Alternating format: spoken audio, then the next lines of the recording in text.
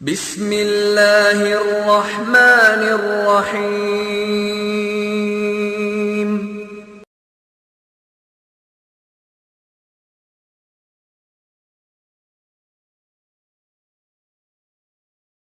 ان الحمد للہ نحمده ونستعینه ونستغفره ونعوذ باللہ من شرور انفسنا ومن سیئات اعمالنا من يهده الله فلا مضل له ومن يضلل فلا هادي له واشهد ان لا اله الا الله وحده لا شريك له واشهد ان محمدا عبده ورسوله اما بعد فان خير الحديث كتاب الله وخير الهدي هدي محمد صلى الله عليه وسلم وشر الامور محدثاتها وكل محدثة بدعة وكل بدعة ضلالة وكل ضلالة في النار۔ رب اشرح لي صدري ويسر لي امري واحلل عقدة من لساني يفقهوا قولي رب اعوذ بك من همزات الشياطين واعوذ بك رب ان يحضرون۔ اعوذ بالله السميع العليم من الشيطان الرجيم۔ فإذا نقر في الناقور فذلك يومئذ يوم عسير على الكافرين غير يسير ذرني ومن خلقت وحيدا وجعلت له مالا ممدودا وبنين شهودا ومهدت له تمهيدا ثم يطمع أن أزيد كلا إنه كان لآياتنا عنيدا سأرهقه صعودا إنه فكر وقدر فقتل كيف قدر ثم قتل كيف قدر ثم نظر ثم عبس وبسر ثم أدبر واستكبر فقال إن هذا إلا سحر يؤثر۔ یہ سورۃ المدثر ہے، اور اس سورہ مدثر کا بنیادی تعارف جو ہے وہ پچھلے درس میں آ گیا تھا کہ یہ مکی صورتوں میں سے ہے، اور مدثر کپڑا اوڑھ کر لیٹنے والے کو کہا جاتا ہے۔ شعار اور دثار عربی میں یہ دو نام ہیں، جن میں سے ایک تو اردو میں بڑا مروج ہے، شعار۔ لوگ کہتے ہیں نا کہ یہ کام تو ہمارا شعار ہے، یہ تو فلاں کا اس قوم کا شعار ہے۔ جیسے پہاڑی علاقوں کے لوگوں کے بارے میں مشہور ہے کہ ضیافت اور مہمان نوازی پہاڑی لوگوں کا شعار ہے، ایسے ہی یہ مسلمانوں کا شعار ہے، یہ فلاں قوم کا شعار ہے۔ تو یہ شعار دراصل کپڑا ہے عربوں میں۔ شعار اور دثار، شعار وہ ہے جو جسم کے ساتھ لگ کے رہتا ہے، اور دثار وہ ہے جو اس کے اوپر ہوتا ہے۔ جیسے ہمارے بنیان ہے تو وہ شعار ہے، اور جو اوپر کپڑا ہے، چادر ہے، کرتا ہے، شرٹ ہے، ثوب ہے، تو یہ دثار ہے۔ شعار اور دثار تو اسی سے مدثر یعنی اوپر چادر اوڑھ کر سونے والے، دثار سے مدثر، اور شعار جو نیچے والا کپڑا ہے۔ یہاں چونکہ وحی کی ایک عرصہ تک رکاوٹ کے بعد جب دوبارہ وحی کا وقت آیا، نبی اکرم صلی اللہ علیہ وسلم ایک چادر لے کر، چادر اوڑھ کر سوئے ہوئے ہیں، تو اللہ رب العزت نے اس کیفیت کو واضح کرتے ہوئے یا ایھا المدثر، اس کیفیت کا نام لے کر نبی صلی اللہ علیہ وسلم کو پکارا۔ حالانکہ اللہ رب العزت فرما سکتا تھا یا ایھا الرسول، یا ایھا النبی، جیسا کہ باقی کئی مقامات پر اللہ نے آپ کے منصب کے ساتھ آپ کو مخاطب فرمایا، لیکن یہاں منصب کی بجائے اللہ رب العزت نے نبی صلی اللہ علیہ وسلم کی کیفیت کے ساتھ کہ آپ اس وقت چادر اوڑھ کر لیٹے ہوئے ہیں، تو فرمایا یا ایھا المدثر قم فانذر، جیسا کہ اس کا ترجمہ اور کچھ تفسیر جو ہے وہ ذکر کی جا چکی ہے کہ یہ بالکل ابتدائی آیات جو ہیں ان کے بعد، بالکل ابتدائی آیات تو وہ ہیں اقرا بسم ربک الذی خلق، اور اس کے بعد یہ آیات ہیں، اور ان آیات میں اللہ رب العزت نے نبی صلی اللہ علیہ وسلم کو اسلام کی بعض بالکل بنیادی تعلیمات جو ہیں وہ فرمائیں، جیسا کہ فرمایا کہ اپنے رب کی بڑائی بیان کرو، اپنے کپڑوں کو، اپنے اخلاق و کردار کو، اپنے گرد و پیش کو صاف اور پاک رکھو، اور بتوں سے اور ہر ناپاک چیز سے بچ کر رہو، اور کسی سے زیادہ لینے کے چکر میں اس کے ساتھ احسان نہ کرو۔ سارے اخلاقی امور اللہ رب العزت نے بیان کر دیے، اور ساتھ ہی آیت نمبر 7 میں فرما دیا وَلِرَبِّكَ فَاصْبِرْ، کہ جس کام کے لیے آپ کو ہم نے یہ حکم دیا ہے کہ اٹھو، اس دعوت و ارشاد کے میدان میں جب آپ نکلیں گے تو پھر آپ کو سامنے سے بہت کچھ سننا پڑے گا۔ لوگ پتھر ماریں گے، لوگ برا بھلا کہیں گے، لوگ گالیاں دیں گے، لوگ آپ کے خلاف سازشیں کریں گے۔ آپ کو ذہنی کوفت، جسمانی مشقت اور اذیت، ہر طرح کے حالات سے گزرنا پڑے گا۔ جب آپ ان حالات سے دوچار کیے جائیں تو کیا کریں؟ فصبر وَلِرَبِّكَ فصبر، اپنے رب کے لیے ان اذیتوں پر صبر کرنا۔ یہ بالکل بنیادی سی باتیں اللہ رب العزت نے بیان فرمائیں، اور پھر اچانک خطاب کا رخ جو ہے وہ اللہ نے اپنے نبی کی بجائے مشرکین کی طرف موڑ دیا، جو قیامت کے منکر، جو یہ سمجھتے تھے کہ مرنے کے بعد کیسے اٹھایا جائے گا، جب مر جائیں گے، مٹی ہو جائیں گے، گرد ہو جائیں گے، تو اس کے بعد کیسے اٹھایا جائے گا، ان لوگوں کے بارے میں اللہ نے اپنا جو خطاب کا رخ ہے وہ موڑ دیا کہ اس دنیا میں تم چاہے کتنے کامیاب ہو جاؤ،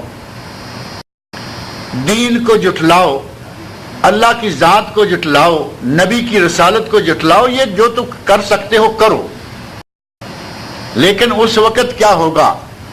فَإِذَا نُقِرَ فِي النَّاقُورِ، جب سور میں پھونک ماری جائے گی اس وقت تمہارا کیا حال ہوگا۔ اور سور میں پھونک ماری جانی کب ہے وہ پہلے بھی ذکر گزرا ہے۔ حضرت اسرافیل علیہ السلام سور لے کے بیٹھے ہوئے ہیں اور منتظر ہیں کہ کب اللہ رب العزت ان کو حکم دے اور وہ اس میں پھونک ماریں۔ سور 1 مرتبہ ہوگا، سور 2 مرتبہ ہوگا، بعض اہل علم کے نزدیک سور 3 مرتبہ پھونکا جائے گا، کہ کچھ لوگوں کو اکٹھا کرنے کے لیے ایک سور یہ پھونکا جائے گا کہ لوگ جہاں جہاں ہیں سارے اکٹھے ہو جائیں گے، اور دوسرا سور جو ہے وہ ان کو بے ہوش کرنے کے لیے۔ اس طرح الگ الگ مواقع پر تھوڑے سے وقت میں 3 سور پھونکے جائیں گے۔ اور ہمارے یہاں جو معروف ہے وہ یہ ہے کہ حضرت اسرافیل علیہ السلام وہ سور ہاتھ میں لیے بیٹھے ہیں اور وہ اللہ رب العزت کی طرف سے آرڈر کے منتظر ہیں۔ کب اللہ آرڈر دے گا وہ اس میں پھونک ماریں گے اور حشر برپا ہو جائے گا۔ اللہ مشرکین مکہ سے مخاطب ہو کر فرماتے ہیں کہ تمہارا اس وقت کیا بنے گا؟ آج تو مان لیا کہ تم نے کہہ دیا کوئی قیامت نہیں، کوئی حشر نہیں، کوئی یہ نہیں، کوئی باس نہیں، مرنے کے بعد اٹھایا جانا یہ کوئی بات نہیں، لیکن جب سور پھونکا جائے گا اس وقت تمہارا کیا ہوگا؟ فَذَلِكَ يَوْمَئِذٍ يَوْمٌ عَسِيرٌ، وہ دن تو بہت ہی سخت دن ہوگا، وہ دن بہت ہی سخت ہوگا۔ اور اس دن کے سخت ہونے کے بارے میں ایک تو یہ کہ مطلقاً سب کے لیے پریشانی کا ایک باعث ہوگا، دوسرے معروف ہے کہ ہر کوئی اپنے اپنے عمل کے حساب سے پریشان ہوگا۔ ایک آدمی نیک عمل والا ہے، نہ اسے مرتے وقت تکلیف ہوگی، جو جان کنی کا عالم، نزع کا عالم کہلواتا ہے، اس میں اسے کوئی تکلیف نہیں ہوگی۔ نبی اکرم صلی اللہ علیہ وسلم ارشاد فرماتے ہیں کہ جس طرح مشکیزہ لٹکا ہوا ہو، منہ اس کا نیچے ڈھلان کی طرف ہو، نیچے سے اس کا تسمہ کھولیں فر فر پانی نکل جاتا ہے، مومن کی جان اس طرح نکل جاتی ہے۔ اور مشرک گناہگار، اس کی جان بڑی تکلیف کے ساتھ، بڑی اذیتوں سے ہوتے ہوئے اس کی جان نکلتی ہے، جس طرح کے کانٹے دار جھاڑی ہو اور اس جھاڑی پر باریک ململ بچھا دی جائے اور اسے ایک کونے سے پکڑ کے کھینچا جائے تو کیسے تار تار وہ کپڑا ہو جائے گا۔ اس طرح نافرمان کی، مشرک کی، کافر کی، ظالم کی موت بڑی مشکل کے ساتھ، بڑی تکلیف دہ شکل میں ہوگی، نیک آدمی کو نہ اس وقت تکلیف ہوگی نہ قبر میں. قبر میں اللہ رب العزت نیک آدمی کے لیے جنت سے نعمتیں شروع کر دے گا, اور دوسرا اس کو قبر میں ہوتے ہوئے ہی عذاب شروع ہو جائیں گے. اور یہی اگلا تیسرا مرحلہ سمجھنے بنتا ہے حشر کا. میدان حشر میں بھی جو سب سے زیادہ تکلیف ہوگی وہ منافق کو, وہ کافر کو, وہ مشرک کو, وہ گناہگاروں کو. جو اللہ کے نیک بندے ہیں ان کو نہ پہلے موت کے وقت, نہ ان کو قبر میں, نہ ان کو حشر میں, اور آخرت میں تو اللہ رب العزت فیصلہ ہی فرما دے گا یہ اصحاب الیمین ہے اور یہ اصحاب الشمال ہے. حشر کا دن جو سخت ہوگا وہ کن کے لیے ہوگا؟ وہ صرف ان کے لیے جو کہ اللہ کے نافرمان لوگ ہیں. اور وہاں جتنے بھی اللہ کے نیک بندے ہیں, جتنے دیندار لوگ ہیں, اللہ رب العزت ان کو حشر کے میدان میں بڑی آسانی کے ساتھ رکھے گا. لیکن ان کے بارے میں, مشرکین کے بارے میں اللہ نے فرمایا کہ آج تم بڑی ہوائیں مارتے پھرتے ہو ادھر ادھر, یہ وہ, موت کب موت آئے گی, اس کے بعد سب ختم, کون اٹھایا جائے گا, کس کیسے اٹھایا, یہ تمہیں سارے حالات جب دیکھنے پڑیں گے تو اس وقت کیا کرو گے؟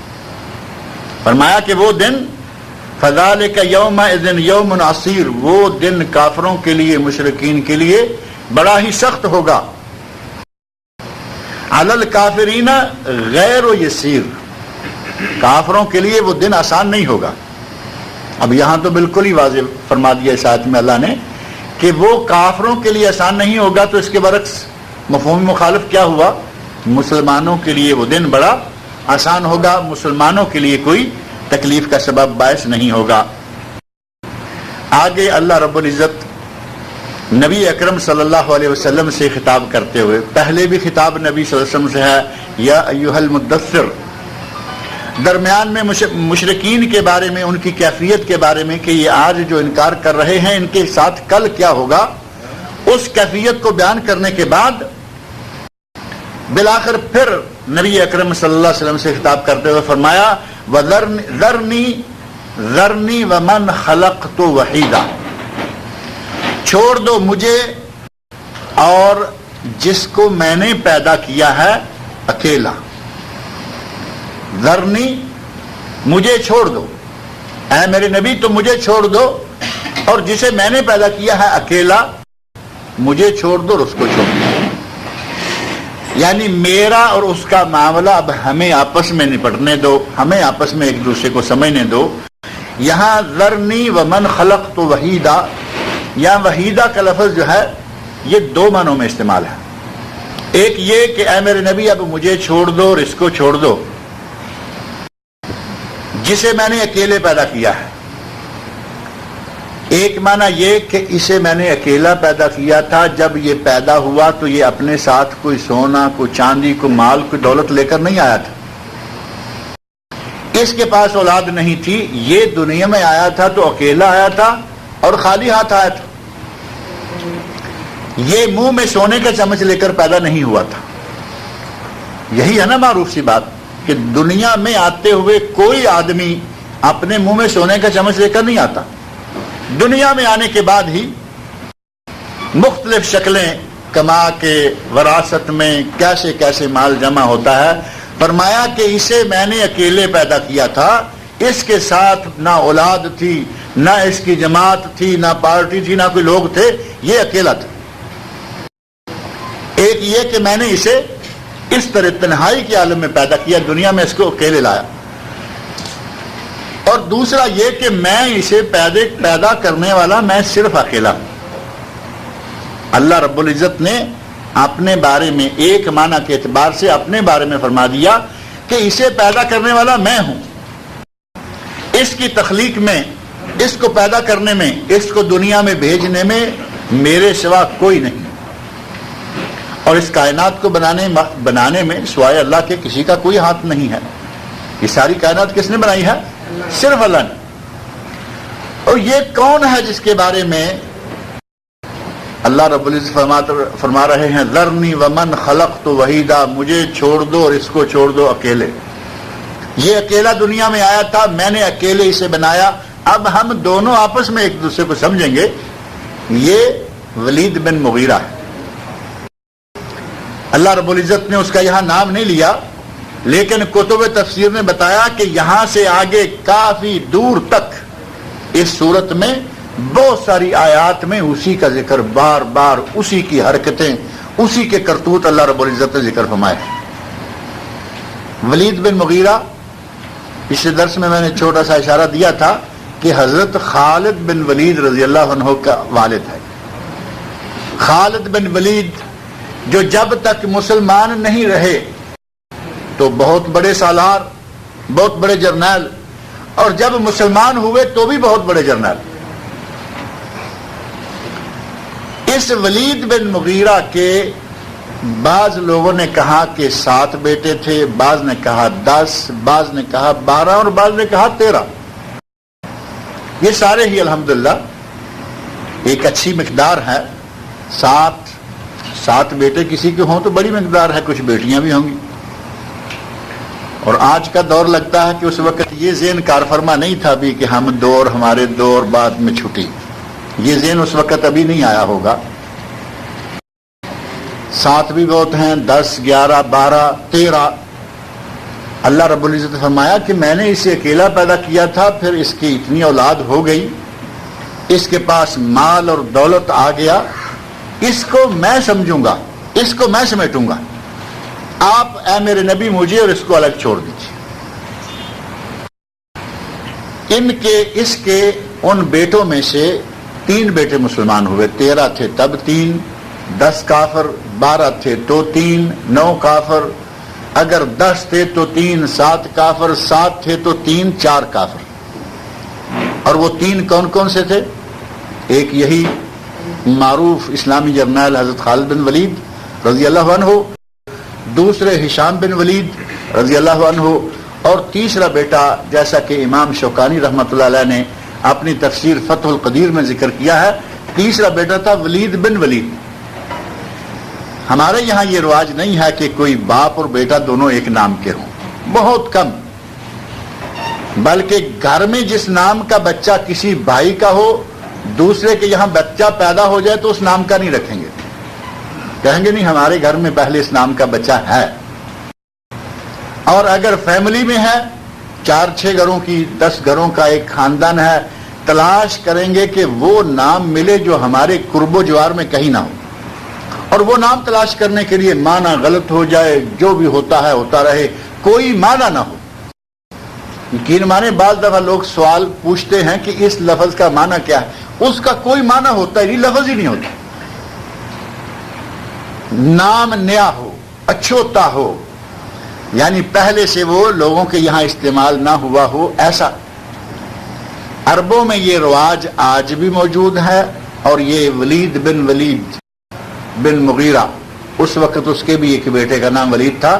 آج بھی عربوں میں بعض دفعہ، بلکہ کئی لوگوں کے نام ہم خود اپنے کانوں سے سنتے آ رہے ہیں. فلاں کا نام محمد بن محمد، احمد بن احمد، اور نام تو خیر ہے، ایسے نام ہیں کہ ہمارے یہاں تو ویسے ایک آدمی کا نام ہی 3-3، 4-4، 5-5 نام ہوتے ہیں، تو ان کا ایک ہی سنگل نام جیسا کہ آپ دیکھتے ہیں عموماً احمد، محمد، علی، عمر، عثمان. تو احمد بن احمد، محمد بن محمد، علی بن علی، عبداللہ بن عبداللہ، اس طرح کے نام جو ہیں وہ عربوں میں معروف ہیں، آتے ہیں، آج بھی لوگ رکھتے ہیں. اور کبھی کبھی بعض لوگ بتاتے ہیں کہ اس کی ایک خاص وجہ ہوتی ہے. اور وہ خاص وجہ کون سی ہوتی ہے؟ اگر کوئی آدمی فوت ہو جائے اور اس کی بیوی اس کی فوتگی کے وقت، اس کی وفات کے وقت بیوی پریگننٹ ہو، بعد میں وہ بچہ پیدا ہو وفات کے بعد، تو عموماً اس بچے کا نام اس کی یاد تازہ رکھنے کے لیے اس کے باپ پہ رکھ دیتے ہیں. کوئی بھی شکل ہے، ان کے یہاں، عربوں کے یہاں آج بھی یہ معروف ہے. تو ولید بن ولید، ہشام بن ولید اور خالد بن ولید رضی اللہ عنہم، یہ 3 بیٹے مسلمان ہوئے، باقی بیٹے جو ہیں وہ سارے کافر رہے. اس کا یہاں اللہ رب العزت نے اس انداز سے ذکر کیوں کیا؟ نام تو نہیں لیا، لیکن آگے آتے ہم پڑھیں گے، ترجمہ کریں گے، ساری کی ساری باتیں ہی اسی کی. اس کی ایک خاص وجہ یہ تھی کہ جب نبی صلی اللہ علیہ وسلم نے آپ کو تبلیغ کا حکم دے دیا گیا، قم فانذر وربک فکبر اور وانذر عشیرتک الاقربین، دوسرے مقام پر اللہ رب العزت نے یہ حکم دے دیا کہ اٹھو، اپنے آپ کو، اپنے کپڑوں کو، اپنے گرد و پیش کو صاف اور پاک کرو، اپنے خاندان کو، لوگوں کو ڈراؤ، دعوت دو، تبلیغ کا کام شروع کرو۔ جب یہ بات شروع ہوئی، نبی صلی اللہ علیہ وسلم نے اسلام کی دعوت دینا شروع کر دیا، لوگوں کو قرآن سنانا شروع کر دیا، تو اس وقت جو پہلا حج آیا، جیسا کہ پچھلے درس میں یہ بات آئی تھی، پہلا حج آیا، مشرکین مکہ گھبرا گئے، کہنے لگے کہ یہ ہمارے یہاں جو ایک آدمی اپنے آپ کو نبی کہنا شروع کر دیا ہے، لوگ باہر سے آئیں گے، یہ ان سب کو بہکائے گا، ان کو کہے گا کہ میں نبی ہوں، تو کوئی ایسی شکل بنائیے کہ اس سے جان چھوٹ جائے۔ سب نے ایک کانفرنس کی، اور اس کانفرنس کا سربراہ یہ ولید بن مغیرہ تھا، اور اس وقت ابو جہل ابھی اتنا نکلا ہوا نہیں تھا۔ ابو جہل اس کانفرنس میں موجود تھا، لیکن ابو جہل کی پوزیشن ابھی ایسی نہیں تھی کہ اسے سربراہی ملے۔ کانفرنس کا سربراہ ولید بن مغیرہ، اور کانفرنس میں ڈسکس کیا ہو رہی ہے، ایجنڈا کیا ہے، اس میں جو اہم ترین میٹر انہوں نے رکھا تھا وہ صرف یہ کہ اس نبی کی راہ میں بند کیسے باندھا جائے، اور اس کے بارے میں سوچو کہ کیا کہا جائے، کیا کیا جائے۔ میں نے ذکر کیا تھا کہ اس ولید بن مغیرہ کے سامنے مختلف لوگوں نے رائے رکھنا شروع کیا۔ ایک نے کہا کہ اسے کاہن کہو، کہ یہ کاہن ہے، یہ کہتا ہے میں نبی ہوں، نہیں، یہ کاہن ہے۔ ولید نے کہا کہ ہم کاہنوں کو جانتے ہیں، وہ کیا گنگناتے بڑبڑاتے ہیں، ہم نے بہت کاہن دیکھے، یہ کاہن نہیں کہا جا سکتا۔ اور عرب لوگ جو آ کے باہر سے آنے والے دیکھیں گے، وہ کہیں گے کہ جس کو یہ کاہن منوا رہے ہیں یہ تو کاہن نہیں ہے، تو لوگ سمجھیں گے کہ تم جھوٹ بول رہے ہو، پروپیگنڈا کر رہے ہو۔ کہا یہ نہیں چلے گا۔ دوسری بات یہ آئی، کہنے لگے کہ کہو یہ بیوقوف ہے، مجنون ہے۔ قرآن کریم میں اللہ رب العزت نے ان کی اس بات کا رد کیا نا کہ تمہارا ساتھی مجنون نہیں ہے، تمہارے ساتھی کو کوئی جن نہیں چمٹا ہوا، تمہارا ساتھی دیوانہ نہیں ہے۔ کہا کہ یہ اگر ہم نے یہ کہا کہ یہ مجنون ہے، لوگ دیکھیں گے کہ یہ تو بڑی عقل مندوں والی باتیں کرتا ہے، تو پھر تمہارے خلاف ہو جائیں گے، کہیں گے کہ تم جھوٹ بکتے ہو، غلط پروپیگنڈا کرتے ہو۔ لوگوں میں سے کسی نے تیسری رائے دی، کہا کہ اسے شاعر کہو کہ یہ شاعر ہے، تک بندی کرتا ہے، باتیں جما جما کے جیسے شاعر لاتے ہیں اس طرح کرتا ہے۔ تو ولید نے کہا کہ یہ شاعر بھی نہیں مانا جا سکتا، ہمیں شاعروں کی تک بندیاں یاد ہیں، ہمیں معلوم ہے شاعر کیا کرتے ہیں، یہ شاعر بھی نہیں ہے۔ اب ایک چوتھی بات آئی کہ کہو یہ جادوگر ہے، یہ اپنے جادو کے زور سے میاں بیوی کو لڑا دیتا ہے، بہن بھائی کو لڑا دیتا ہے، باپ بیٹے کو الگ الگ کر دیتا ہے، باپ مسلمان ہو گیا، بیٹا الگ ہو گیا، بیٹا مسلمان ہو گیا، بھائی الگ ہو گیا، بیوی مسلمان ہو گئی، شوہر الگ ہو۔ کہتے ہیں کہ یہ کہو کہ یہ تو ساحر ہے، یہ جادوگر ہے۔ تو اس وقت ولید نے یہ بات کہی، کہا کہ یہ جادوگر بھی نہیں ہے، کیونکہ ہمیں جادوگروں کی حرکتیں، جادوگروں کے کرتب، ان کے کرتوت ہمیں معلوم ہے، صحیح مانو تو یہ جادوگر بھی نہیں ہے۔ اب جب 4 تجویزیں آئیں، چاروں کا ولید نے انکار کر دیا، تو ابو جہل کے صبر کا پیمانہ لبریز ہو گیا، وہ بھی بیٹھا ہوا ہے۔ ابھی وہ پورا مکمل سردار نہیں بنا، لیکن سرداروں میں سے تو ہے۔ اور کبھی کبھی ایسا ہوتا ہے کہ رئیس کے ساتھ ساتھ کچھ لوگ ایسے ہوتے ہیں جو اس کے قریب قریبی ہوتے ہیں۔ بالآخر وہ سر چڑھ گیا، کہنے لگا کہ یہ کیا بات ہوئی، ہم کہتے ہیں کاہن، تم کہتے ہو کاہن نہیں، ہم کہتے ہیں مجنون، تم کہتے ہو مجنون نہیں، ہم کہتے ہیں شاعر، تم کہتے ہو شاعر نہیں، ہم کہتے ہیں ساحر، تم کہتے ہو، یہ ہے کیا؟ ہمیں کوئی نہ کوئی ایسا الزام بتاؤ، کوئی ایسی بات بتاؤ کہ ہم لوگوں کو کہیں کہ یہ فلاں ہے، لوگوں کو ہم کم از کم اس کے پاس آنے سے روک سکیں۔ تو بالآخر اس ولید بن مغیرہ نے جو آخری پوائنٹ تھا، سوچا آگے قرآن کریم میں جو میں نے آیت پڑھی ہے، انہ فکر وقدر فقتل کیف قدر ثم قتل کیف قدر ثم نظر ثم عبس وبصر. ان آیات میں اللہ نے اس کی وہ کیفیت بیان کی ہے کہ جب ابو جہل گرم ہو گیا مجلس میں آ کے کہنا کیا بات ہے، جو کہتے ہیں ہم تم کہتے ہو، نہیں تو ہے کیا کریں ہم، کیا کہیں. اس وقت اس نے تیوڑی چڑھائی. یہ جو چہرے کی سلوٹیں ہوتی ہیں نا، جب آدمی ذرا کسی پہ گرم ہوتا ہے تو اس وقت بھی یہ بدل جاتی ہیں. جب آدمی فکر مند ہوتا ہے، کچھ سوچنے لگتا ہے، تو بھی یہ 2-3 سلوٹیں بن جاتی ہیں، جس کو تیوڑی چلانا کہتے ہیں. اور بصر منہ چڑھانا. کبھی ایسا ہوتا ہے کہ آدمی فکر مند ہے تو کئی لوگوں کی مختلف عادتیں ہوتی ہیں. کوئی اپنا کان کھجا رہا ہوتا ہے، سوچ رہا ہے کیا کروں تو کان کھجا رہا ہے. کوئی سوچ رہا ہے کیا کروں، مونچھوں کے ہاتھ پھیر رہا ہے. کوئی کچھ کر رہا ہے. کئی لوگوں کو دیکھا ہوگا آپ نے، اپنے یہ منہ کا جو یہ چوکتا ہے تھوڑا سا دائرہ، اس کے عجیب عجیب ڈیزائن بنائیں گے. سوچ رہے ہیں، ہونٹ آگے کھینچ دیے، پیچھے نکال لیے، کبھی بات اس طرف کھینچ دی، کبھی اس طرف کھینچ دی. عجیب سا انداز. اللہ رب العزت نے اس کی پوری کی پوری جو فوٹو ہے وہ ہمیں دکھا دی. ثم عبس وبصر، پھر اس نے تیوڑی چڑھائی اور منہ بنایا. یعنی پیشانی پہ بل ڈالے، تیوڑی چڑھائی اور منہ بنایا. اپنے چہرے کو کبھی یہاں کھینچتا ہے، کبھی یہاں کھینچتا ہے، کبھی آگے بڑھاتا ہے. یہ سارا سوچ بچار کر کے کہتا ہے کہ یہ ایک بات ماننے کے لائق ہے کہ اس کو جادوگر معروف کرتے ہیں، کیونکہ جو کچھ ہمارے سامنے ہو رہا ہے کہیں گے کہ یہ باپ بیٹے کو لڑا دیتا ہے، میاں بیوی کو لڑا دیتا ہے، بہن بھائی کو لڑا دیتا ہے. یہ سب لوگوں میں یہ جو تفرقہ پیدا کر رہا ہے، علیحدگیاں کروا رہا ہے، یہ سارے کا سارا جادو کے زور سے ہوتا ہے. یہ جادوگر ہے. اس ایک بات پہ جب اکٹھے ہو گئے، اس نے اس بات کو کہا کہ یہ مان لیتے ہیں، سب نے طے کر لیا. اب پوری مجلس کا میرے کارواں کون ہوا؟ ولید بن مغیرہ. سارے لوگوں کی رائے آ رہی ہے، کاٹ رہا ہے تو ولید بن مغیرہ. اور اگر بالآخر کسی پہ آ کے مطمئن کیا لوگوں کو تو وہ بھی ولید بن مغیرہ. کہتا ہے کہ چلیں آخر ہم جادو والی بات مان لیتے ہیں. اس کا میرے مجلس ہونے یا میرے کارواں ہونے کی وجہ سے اللہ رب العزت نے اس کا تذکرہ پھر بڑی تفصیل سے کیا. قرآن کریم میں اس کے بارے میں یہاں فرمایا ذرنی ومن خلقت وحیدا، اے میرے نبی اب مجھے اور اس کو چھوڑ دو.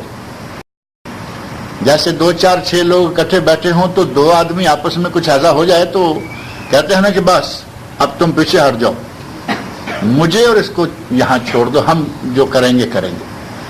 اللہ رب العزت نے اپنے نبی سے کہا کہ آپ پریشان نہ ہوں، یہ کیا سوچ رہے ہیں، کیا پروپیگنڈے کر رہے ہیں، کیا سازشیں کر رہے ہیں آپ کے خلاف، کیا بدزبانیاں اور جھوٹ اور غلط الزامات لگا رہے ہیں. آپ نہ گھبرائیے، آپ ہمیں اس کے لیے چھوڑ دیجئے، اس کو ہم سمجھیں گے، ہم سنبھالیں گے. اللہ رب العزت نے فرمایا ذرنی ومن خلقت وحیدا، چھوڑ دو مجھے اور اس کو اکیلے. کہ یہ اکیلا پیدا کیا تھا میں نے، یا میں نے اکیلے نے اس کو پیدا کیا تھا. وجعلت له مالا ممدودا، مالا ممدودا، میں نے اسے لمبا چوڑا مال عطا کیا، دولت مند بنایا. وبنین شہودا، اور اسے اولاد عطا کی. میں نے اسے مال و دولت دیا، اسے میں نے اولاد عطا کی. 7 10 12 13 جتنے بھی بچے تھے اللہ نے فرمایا کہ میں نے اس کو اولاد دی، اور ساتھ ہی اولاد کیسی؟ شہود، حاضر باش، اس کے دائیں بائیں اس کے پاس رہنے والی اولاد. اور یہ چونکہ مالدار تھا، شہود کے معنی میں مفسرین نے ذکر کیا ہے کہ یہ چونکہ مالدار تھا، اس کے بچے اس کے دائیں بائیں، اس کے آگے پیچھے، اس کی خدمت میں ہر وقت حاضر باش رہتے تھے، موجود رہتے تھے. کوئی مزدوری کی ضرورت نہیں تھی کہ ایک وہاں گیا ہوا ہے، ایک وہاں گیا ہوا ہے، ایک وہ کام کر رہا ہے. سارے مجلس میں بیٹھے ہوئے ہیں، مجلس جمی ہوئی ہے، کھانا پینا چل رہا ہے، اور یہ سارے باپ بیٹے جو ہیں وہ ایک جگہ موجود ہیں. تجارت کے لیے کہیں دور نہیں جانا پڑ رہا، مال تجارت تیار ہوتا ہے، لوگ لے کے جاتے ہیں، کما کے لاتے ہیں، لا کے دیتے ہیں، یہ بھی شہود۔ اور ایک تیسرا یہ کہ ان کی اپنے ماحول میں اتنی عزت تھی کہ کسی معاملہ میں اگر یہ گواہی دے دیں تو کہا کہ بس بات ختم ہو۔ جیسے آج بھی یہ بات معروف ہے نا، کوئی عزت دار آدمی کسی معاملہ میں شہادت دے دے، ایک آدمی بھی دے دے تو کہتے ہیں بس کافی ہے، ہمیں شہادت کا نصاب یعنی 2 گواہ ہوں، ہمیں اس کو پورا کرنے کی ضرورت نہیں ہے، اس نے کہہ دیا کافی۔ اس ولید بن مغیرہ کی اولاد کی یہ پوزیشن تھی کہ وہ سارے کے سارے اس حد تک اپنے معاشرے میں، اپنے علاقے میں معتبر سمجھے جاتے تھے کہ جو بات وہ کہیں وہ ٹھیک ہے۔ اور یہ تو ضروری نہیں ہے کہ جو ایسا معتبر سمجھا جائے وہ دینی اعتبار سے، اخلاقی اعتبار سے بھی صحیح ہو۔ آج آپ جانتے ہیں جتنے لوگوں کی زیادہ قوت، جو وہ کہیں جو زیادہ چل رہی ہے، وہ کن لوگوں کی چل رہی ہے؟ اوباش، اچکے، ڈاکو، وہ جب کرسی پہ بیٹھ جائیں تو حاکم، کرسی سے ہٹا دیے جائیں تو ڈاکو، پتہ ہی نہیں چلتا کہ یہ کیا ہے۔ وہ بھی کوئی نیک نہیں تھے لیکن قوت تھی، طاقت تھی۔ اللہ رب العزت نے فرمایا وَجَعَلْتُ لَهُ مَالًا مَمْدُودًا، میں نے اسے بہت دولت، اسے مال سے مالا مال کر دیا، وَبَنِينَ شُهُودًا، اور میں نے اسے اولاد دی جو کہ حاضر باش تھی، جن کی شہادت میں قوت تھی اور جو اپنے والد کے ارد گرد خدمت کے لیے تیار رہتے تھے۔ وَمَهَّدتُّ لَهُ تَمْهِيدًا، اور میں نے اسے بہت کچھ کشادگی بخشی، میں نے اس کے لیے راستے آسان کر دیے، میں نے اس کے لیے میدان کھول دیے، میں نے اس کے لیے سربراہی اور حکومت کا راستہ بھی آسان کر دیا۔ اللہ نے اپنے احسانات اس کو جتائے کہ اے میرے نبی، تمہارے بارے میں یہ اتنی گھٹیا سوچ لے کے بیٹھے ہوئے ہیں اور ان سب کا سربراہ یہ ہے۔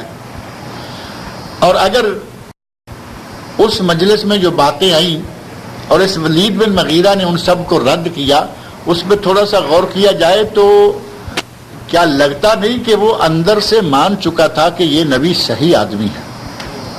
ولید بن مغیرہ کی کیفیت دیکھیں، اندر سے وہ مان چکا ہے کہ ولید بن مغیرہ کہتا ہے کہ وہ کاہن نہیں، وہ مجنون نہیں، وہ شاعر نہیں، وہ ساحر نہیں۔ پہلے اس نے یہ بھی کہا کہ وہ ساحر بھی نہیں، اندر سے یہ مان چکا ہے، لیکن اپنی سرداری نہ جائے، ہاتھ سے کہیں حکومت نہ چھن جائے۔ میں نے اگر یہ کہا تو یہ سارے لوگ بھاگ جائیں گے، یہ سرداری بہت بڑا فتنہ ہے۔ دنیا داری میں سرداری بڑا فتنہ ہے، دین داری میں سرداری بھی فتنہ ہے،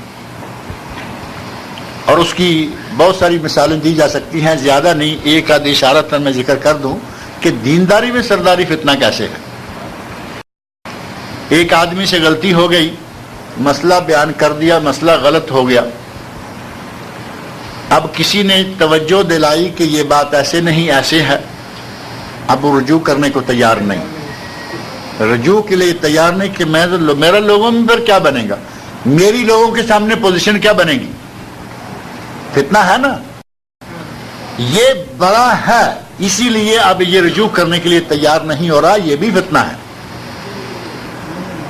اور اس قسم کے واقعات پہلے کچھ اور بھی گزرے ہیں، جن میں سے شاہ عبدالعزیز محدث دہلوی رحمۃ اللہ علیہ بر صغیر پاک و ہند کے جو خدام قرآن ہیں، قرآن کے خادم، پورا خاندان، شاہ ولی اللہ محدث دہلوی رحمۃ اللہ علیہ یہ ہیں والد، ان کی اولاد میں شاہ عبد القادر محدث دہلوی، شاہ رفیع الدین محدث دہلوی، شاہ عبدالعزیز محدث دہلوی، 3 بیٹے، سارے کے سارے محدث اور سارے کے سارے قرآن کے مفسر، باپ بھی قرآن کے مفسر، شاہ ولی اللہ قرآن کے خادم ہیں۔ ان میں سے ان کے چوتھے بیٹے شاہ ولی اللہ کے تاریخ ہمارے بر صغیر پاک و ہند کی آپ نے سنا ہوگا کہ چوتھے بیٹے شاہ عبد الغنی تھے، لیکن شاہ عبد الغنی نہ محدث تھے نہ مفسر تھے، حتیٰ کہ وہ مولوی بھی بڑے نہیں تھے، بلکہ وہ تاجر تھے، کاروبار کرتے تھے۔ ایک سلسلہ اللہ عالم باقاعدگی سے شاہ ولی اللہ رحمۃ اللہ علیہ نے بنایا تھا یا بن گیا کہ کچھ پڑھتے پڑھاتے رہیں اور ایک کما کے لاتا رہے تاکہ سب کھاتے بھی رہیں. ایک بھائی تاجر اور 3 بھائی علماء محدثین مفسرین. ان میں سے شاہ عبدالعزیز محدث دہلوی رحمۃ اللہ علیہ بہت بڑے شاہ تو سارے تھے، پیر تو تھے نا سارے.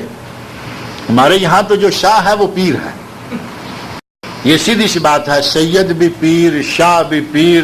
اور سیدوں کا تو ہمارے وقار اتنا بن چکا ہے کہ ہمارے یہاں تو اتنا مشہور ہے، کہتے ہیں کہ سید کی تو سین کو بھی سلام ہے. پورے سید کو تو بڑی سلام اور سلوٹ ہے نا، سید کی صرف سین جو ہے وہ بھی کافی، کہتے ہیں سید کی تو سین کو بھی سلام ہے. اللہ رب العزت نے ان لوگوں کو مقام اتنا دیا ہوا ہے، اللہ کرے کہ ان کا کردار بھی ایسا ہو اور اچھے بھی ہو جائیں، اور اچھے اچھے لوگ ان میں گزرے ہیں، اب بھی ہوں گے اور ہیں. شاہ عبدالعزیز رحمۃ اللہ علیہ معروف پیر تھے، معروف عالم تھے، معروف مفسر ہیں. تفسیر عزیزی ان کی ہے، اور قرآن کریم کا ترجمہ اور حاشیہ شاہ عبد القادر محدث دہلوی کا معروف ہے، شاہ رفیع الدین کا معروف ہے. پاک و ہند میں یہ سارے مل رہے ہیں. شاہ عبدالعزیز رحمۃ اللہ علیہ اپنے گھر کے اندر نماز پڑھتے، مثلا سنتے گھر میں پڑھتے، نوافل پڑھتے، تو جب وہ نماز کے لیے رکوع جانے لگتے تو اللہ اکبر کرتے وقت رفع دین کرتے، اور جب رکوع سے اٹھتے تو بھی رفع دین کرتے. خادم جو خدمت گزار ساتھ رہا کرتا تھا وہ دیکھتا ہے کہ حضرت گھر میں نماز اور طرح کی پڑھتے ہیں، جب باہر جماعت میں یا مسجد میں نماز پڑھتے ہیں تو اور طرح کی پڑھتے ہیں. تو ایک دن بلاخر اس نے ہمت کر ہی لی، کوئی وہابی ٹائپ خادم ہوگا، کہنے لگا کہ حضرت کیا بات ہے، آپ اندر نماز اور طرح کی پڑھتے ہیں، باہر اور طرح کی. کہا کیسے؟ اندر آپ رفع دین کرتے ہیں، باہر آپ نہیں کرتے. تو شاہ عبدالعزیز محدث دہلوی رحمۃ اللہ علیہ کہتے ہیں بیٹا ان لوگوں کو اس سنت کا علم نہیں ہے، اگر ہم ان میں کریں گے تو وہ بدک جائیں گے، بھاگ جائیں گے، ہمیں چھوڑ جائیں گے. شہرت اور مرتبہ فتنہ بن گیا یا نہیں؟ سنت رسول چھوڑ رہے ہیں، کس لیے؟ کہ کہیں ہمیں ہمارے مرید نہ چھوڑ جائیں. عظیم شخصیت بر صغیر پاک و ہند کی شاہ عبدالعزیز محدث دہلوی رحمۃ اللہ علیہ رفع دین صرف اس لیے چھوڑ رہے ہیں کہ لوگ ناراض ہو جائیں گے، لوگ بھاگ جائیں گے، لوگ وہ جیسے آتے ہیں با ادب با ملاحظہ ہوشیار ہو کے بیٹھتے ہیں وہ نہیں رہے گا. اور یہ صرف شاہ عبدالعزیز محدث دہلوی کے ساتھ نہیں ہے، عام دی ریکارڈ بات ہے کہ بر صغیر پاک و ہند کے نہیں بلکہ اسلامیہ نے عالم کی مشہور شخصیت مولانا ابوالعلا مودودی رحمۃ اللہ علیہ، مولانا ابوالعلا کے بارے میں ایک بہت بڑے محدث مولانا شیخ الحدیث مولانا عبداللہ گجراوالا کے ہیں، جامعہ محمدیہ کے شیخ الحدیث ہیں، ان کا باقاعدہ ان کے حوالے سے یہ بات چھپی ہے. انہوں نے مولانا مودودی صاحب کو اندر رفع دین کر کے نماز پڑھتے ہوئے دیکھا، اور باہر وہ بھی نہیں کرتے تھے. کبھی کبھی یہ سرداری جو ہے یہ فتنہ بن جاتی ہے. اس نے اندر سے ولید نے مان لیا کہ یہ کاہن بھی نہیں، یہ شاعر بھی نہیں، یہ مجنون بھی نہیں، یہ ساحر بھی نہیں، لیکن بالآخر کہا کہ ساحر مان لیتے ہیں. اسے معلوم ہے کہ اگر میں اب اڑ گیا، ابو جہل سر پہ چڑھ رہا ہے، کہہ رہا ہے کہ یہ بھی نہیں، یہ بھی نہیں، تم یہ بھی نہیں مانتے تو ہم کیا کریں. اب اگر وہ اعلان کر دیتا ہے کہ نہیں یہ نبی ہے تو اس کا کیا حال ہوتا؟ سربراہی جاتی. اب اپنی سربراہی کو سنبھالنے کے لیے اس نے یہ الزام نبی اکرم صلی اللہ علیہ وسلم پر مان لیا. اللہ رب العزت جانتا ہے کہ دل سے قبول کر رہے ہو کہ یہ اللہ کا نبی ہے، لیکن سرداری بچانے کے لیے اتنا بڑا الزام رکھ دیا میرے نبی پر. فرمایا اے میرے نبی اب اس کو اور مجھے چھوڑ دو، اس کو ہم سمیٹیں گے، ہم سنبھالیں گے، اس سے ہم سمجھیں گے. اس لیے یہ تذکرہ اس کا بڑا خاص طور پر فرمایا وجعلت له مالا ممدودا، ہم نے اسے مال و دولت سے نوازا، وبنینا شہودا، اور اسے بیٹے دیے جو حاضر باش اور پاس رہنے والے خدمت گزار ہیں، ومہدت له تمہیدا، اور اسے ہم نے اس کے لیے ہم نے کشادگی، فراخی اور سرداری کے راستے کھول دیے. ثم یطمع ان ازیدہ،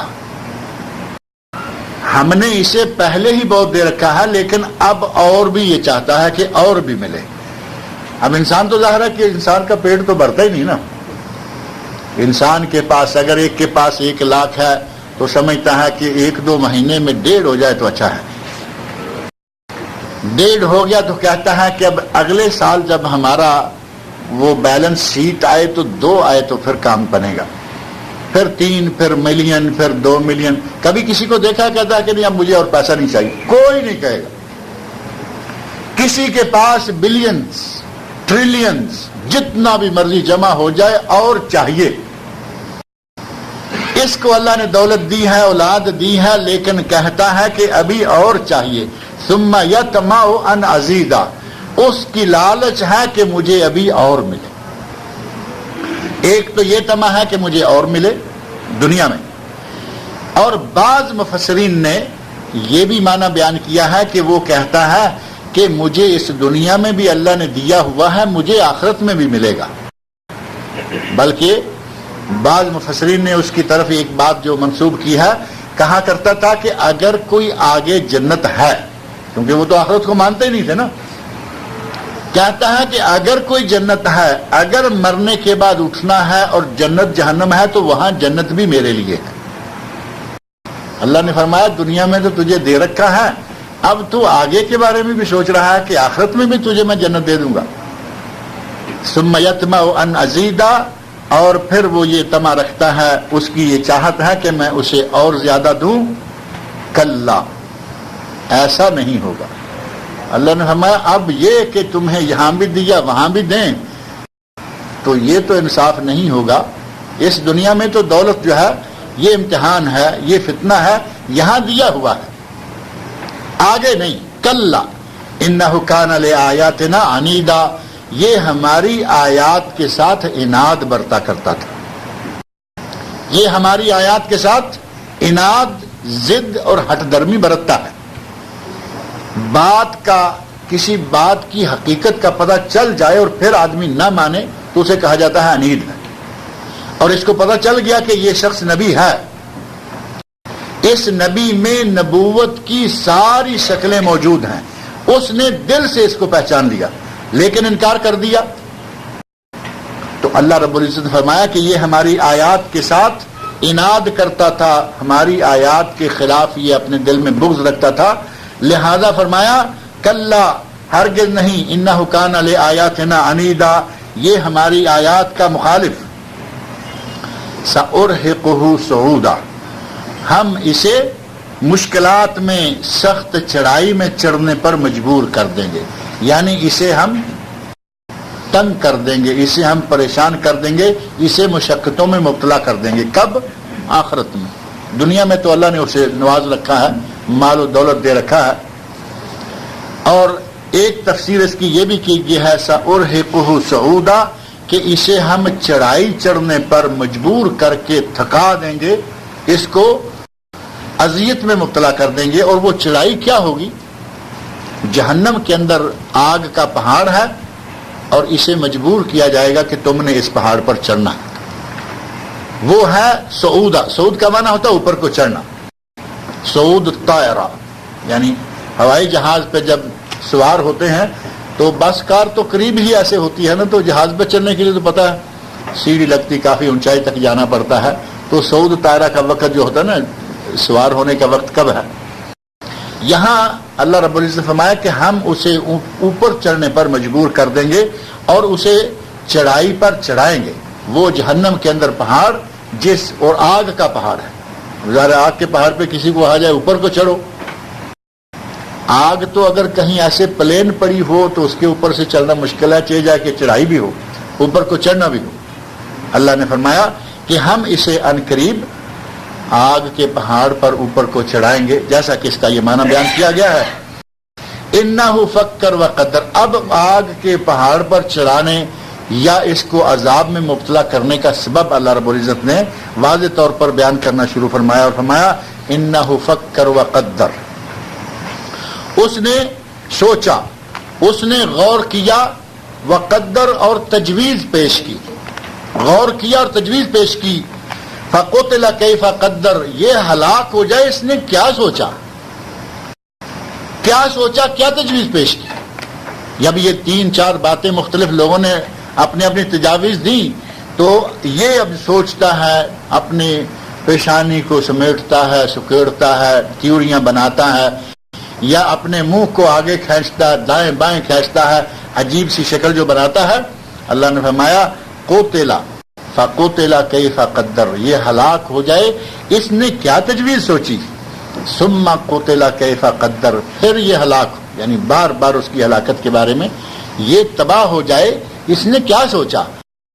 اتنا سمجھدار آدمی، اتنا لائق آدمی ساری باتیں دل سے مان رہا ہے، اب یہ منہ کو ٹیڑھا ترچا کر کے بالآخر کہتا ہے ہاں اس کو ساحر مان لیتے ہیں، ساحر مشہور کر دیتے ہیں. اللہ نے فرمایا یہ غارت ہو جائے، اس نے یہ کیا سوچا ہے، اس نے کیا تجویز رکھی ہے. ثم نظر، پھر اس نے دیکھا، ثم عبس وبصر، پھر اس نے تیوڑی چڑھائی اور منہ بنایا.